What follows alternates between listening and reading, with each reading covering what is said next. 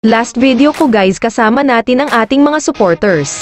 Kaya ngayon kasama ulit natin mga ibang supporters. Dito open si Nolan kaya auto-lock na yan dahil malakas talaga si Nolan lalo sa early game. Maayos din naman pick mga supporters natin dito. At sa mga supporters natin dyan na nagpa-shoutout ay baka pwedeng pa-share ang ating video dahil nasa part din kayo ng video, salamat. Dito ay naglalaban na sila sa mid lane kaya Romes back na ako. Napalalim dito si Atlas kaya pauwiin na natin. At isama na din natin si Roger ang favorite hero ko. Lumalim na din si Odette dito kaya binigyan ni Idol.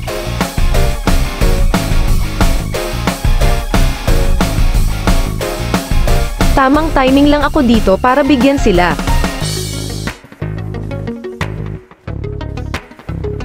Kaso lang masakit na din si Ixia dito kaya nabigyan din ako. Buti na lang malakas din mga supporters na bigyan nila si Atlas. Sinubukan kong bigyan si Ixia dito kaso lang naka-item na siya at ako pa ang nabigyan. Malalakas din mga kalaban namin kaya naubos pa kami.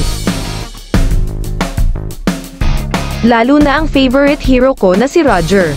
Naka-triple kill pa nga siya dito. Pupunta na sana ako sa top lane kaso lang nakita ko si Atlas kaya pinauwi na namin. Tamang abang lang kami ni Franco dito dahil alam namin na dadalaw din sila sa bot lane. Buti na lang full ang energy kanina ni Nolan kaya madali ko lang nahabol si Roger. Magaling nga pala mag-hook si Franco dito kaya nabigyan din si Odette.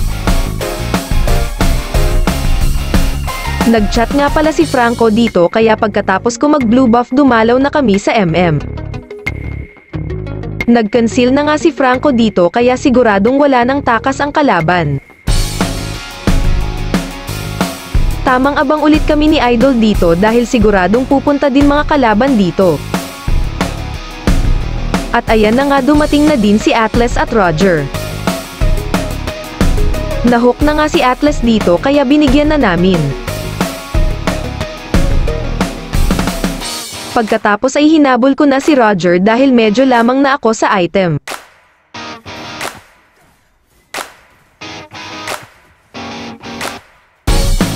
Lumalim na din si Odette at Ixia dito kaya binigyan namin.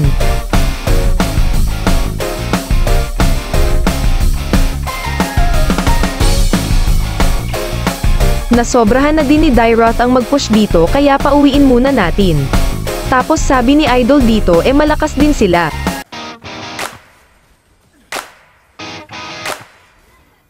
Nag-fast lord na nga kami dito dahil naglalaban na sila sa mid lane.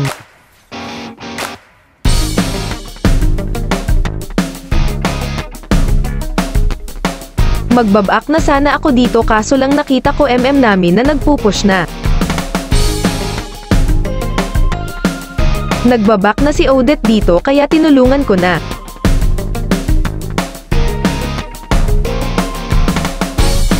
Pero bago tayo magpatuloy shoutout nga pala sa inyo mga idol.